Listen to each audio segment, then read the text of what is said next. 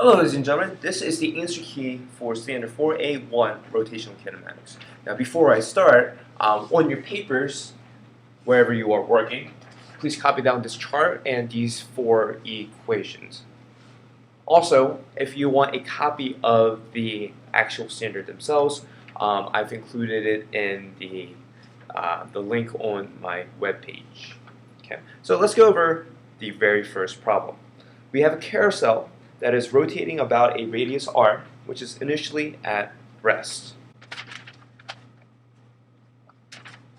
and then begins to accelerate constantly until it has reached an angular velocity, omega, after 2 complete revolutions.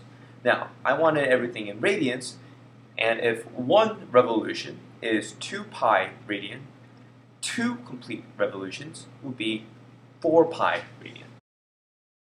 What is the angular acceleration of the carousel during this time in radians per second squared?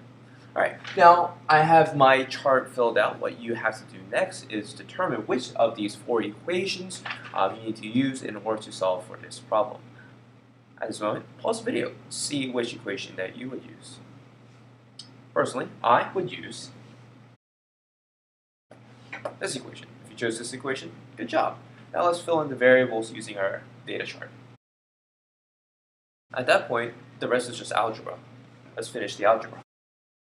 And we're looking for alpha, the angular acceleration. And that's our answer. That's the answer for number 1. Now let's try number 2. In order to start off number 2, start off with a empty, oh what, table. Okay, so we have a carpenter that cuts a piece of wood with a high-powered circular saw. The saw blade accelerates from rest with an angular acceleration of 14 radians per second squared to a maximum speed of 15,000 rotations per minute Now, we don't want anything in rotations per minute, so we have to convert it. Now, I know all of you know how to convert, so I'm going to speed through this. This is my setup. After we plug in all of the math, you should get, which I'm going to fill into the chart.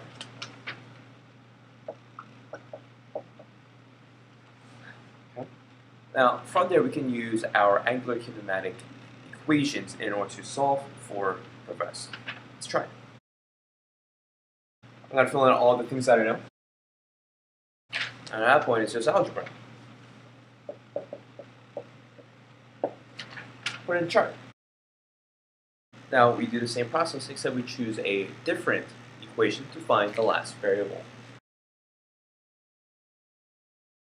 The only thing left to do is the algebra, and we should be left with that answer. Okay. Now, if you want to remake your standard, check out one of the links that I have provided, solve it, and turn in the video answer so that you can get a 4 on your next 4.A.1 rotational kinematics standard. Thank you.